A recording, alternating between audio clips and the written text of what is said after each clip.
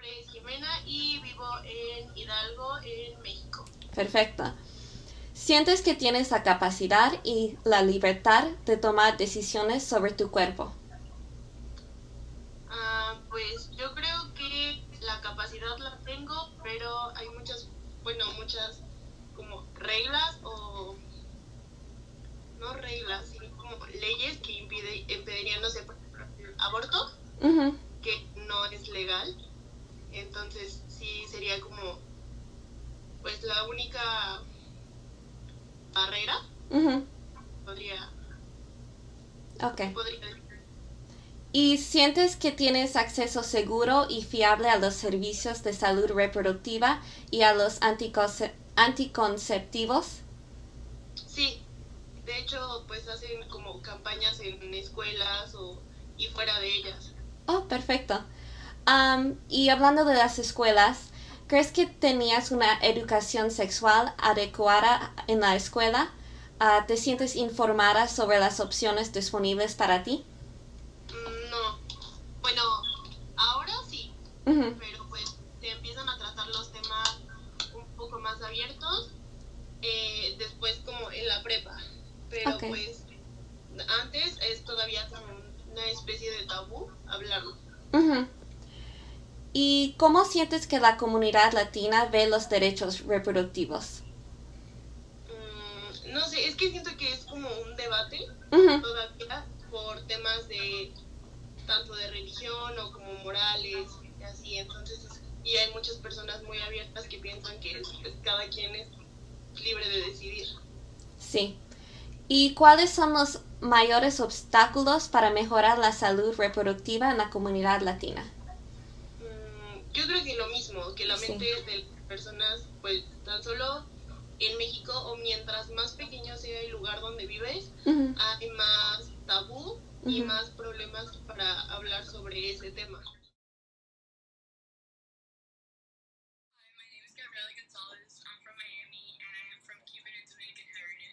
Do you feel like you have the ability and the freedom to make choices about your own body?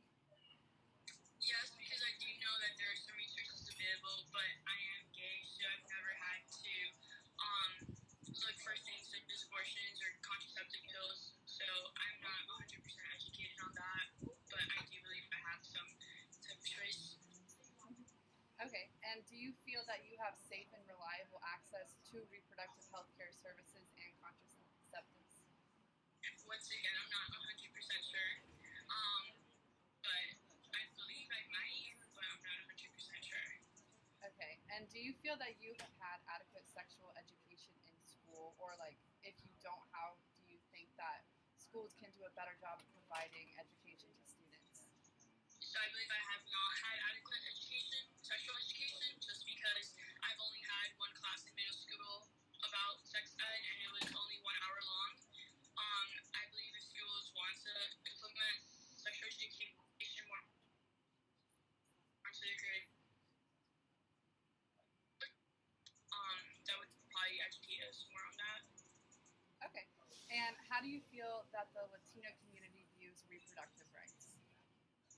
I'm unsure about how the Latino community views reproductive rights, just because I come from two very opposing viewpoints from my parents. My mother is very anti-abortion and very conservative in those terms. My dad is very liberal and he's very pro-abortion. He believes everyone should have the right to, access abortions and contraceptives. So I believe it varies throughout the Latino community.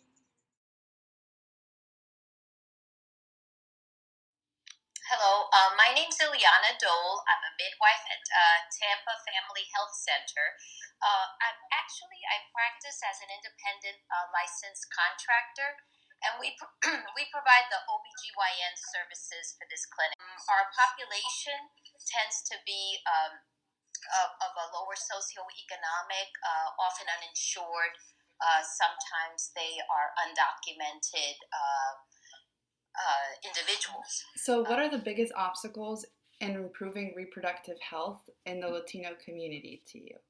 Our biggest problem is first the language. That is very difficult. We in Tampa do not have a lot of Spanish speaking providers. And so it is difficult for them to really understand what's even out there. Then, secondly, many have either no insurance or insurances with very high deductibles.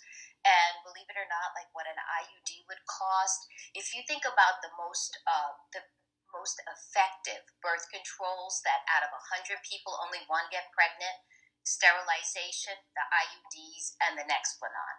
And those are all very costly. Even people who have insurance, we know what a deductible is. You might as well be asking for the moon. They just can't afford it. And can social media and internet-based movements lead to reform, including better public policies? Well, I think the great thing about social media, especially for young people as yourselves, is to realize that we're facing a very big threat right now in our society. It is possible and feasible that in our lifetime, Roe versus Wade can be reversed. And even though it doesn't matter where we stand in terms of our own bodies and whether or not we want abortion, sometimes that is the only method that we could use at that time, because every method has a failure rate, even the ones that we talked about. That 1 in 100, there is that one person. So that is a problem. And if young women like yourselves, don't start formulating a movement to really put things out there, that can be gone completely. And like I said, I think stressing the importance that we need to do something with our lives. We need to get jobs that do give us insurance. We need to be able to financially afford birth control. And how do we do it? How do we do it so that the government may sponsor more birth control? I guess if we get enough of a response, and I do say from young people, because I do think that you guys are the driving force right now in healthcare for young people that are in the reproductive age. I think that perhaps we can get Washington to listen and maybe put more money towards funding the people who have no money. Mm-hmm. Okay. And what is your assessment of the way the Latino society currently discusses abortion? Well, it's not all the same. Different countries approach it in different ways. So that you might have, for example, my background is Cuban, and we have a lot of Cubans that do go to my clinic, and especially those that have been under Castro's regime, and the kind of the influences of the Russian and the Eastern Bloc nations. They have a more favorable reaction and less religious reaction to abortion. So many of them are very willing to have abortions as well as birth control.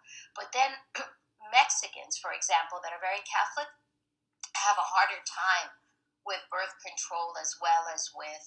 So it varies from country, from country to country. It's not all, it's not all the same.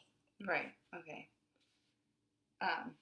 So in the years you've done this work, what's the most important thing that you've learned? I have learned that everyone is very different. And we have to always approach every individual as just themselves. They're not representative of a tribe or a group. Even if you think that based on their culture or their background, that you're going to understand how they're going to approach a problem, it's not always accurate. So the best thing to do is whenever you're trying to formulate a care plan or wherever you're trying to, the best care plan is the one that they believe in. The best method of birth control is the one that they like, not the one that you think is best, not the one that you think works the best. It's the one that they can do. You might say they can afford birth control pills, but if they're the person who can't take a pill every day because they forget, no good. You might say, oh, well, Depo's better because she can take it every 3 months, but if she's not willing to take a shot because she can't stand it, that's no good.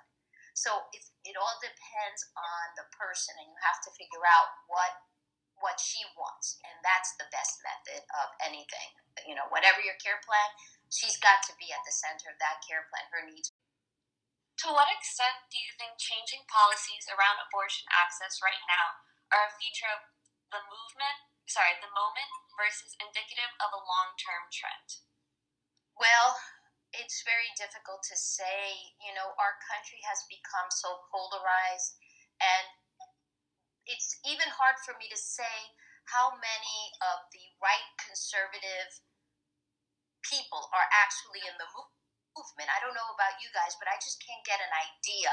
I'm very leftist, feminist. That's me over there somewhere. But in Tampa, I'm surrounded by a lot of right conservative people who think no to abortion at any cost, and they are loud and they are mean.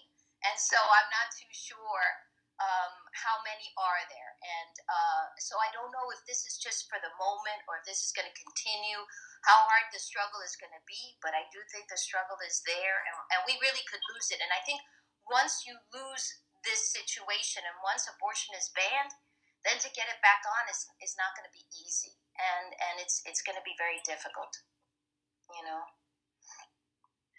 And what does preserving women's access to abortion look like during the current pandemic and beyond? Well, it's a state by state thing. And so you've got some states that are so crazy that they wanted to, if a woman had an ectopic pregnancy, they said that if the doctor wouldn't try to remove that embryo and replant it in the uterus, that they would, charge them with homicide.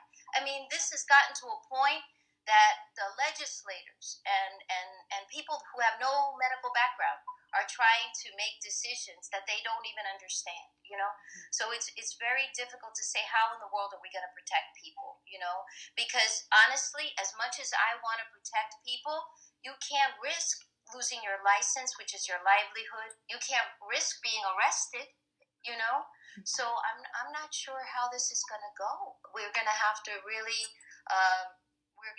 start to rally. I mean, I think you guys have probably saw that. I think it was it in Poland, that event that not that long ago they took away the right to abortion, and women as a nation went under a strike. They wouldn't cook, they wouldn't clean, they wouldn't do anything. And they're like, whoa, we're going to have to rethink this. And I think that's what this country's going to have to face. We're going to have to do a complete shutdown. And the right conservative women, we're going to have to see how many they are. It's going to have to come down to that. But we're going to have to make, I think, very extreme measures. I think that's going to come down. And what are some of the things that your company is doing within the community, both in terms of service and advocacy, if any at all?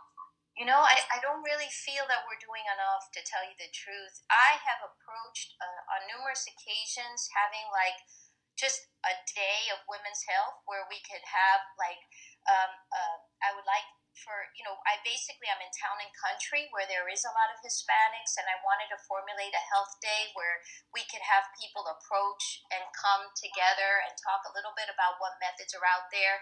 I also believe that we need to start in middle school, to go out there and really get these girls on board in middle school, because I have so many teen pregnancies. You can't start in high school, too late. You really have to start in middle school. But you ladies know how difficult it is just to teach healthcare and reproduction in these schools. So, but that's what I think we need to do. But I haven't gotten a lot of positive encouragement or let's get together, let's do this. There's much more that we need to do. Mm-hmm.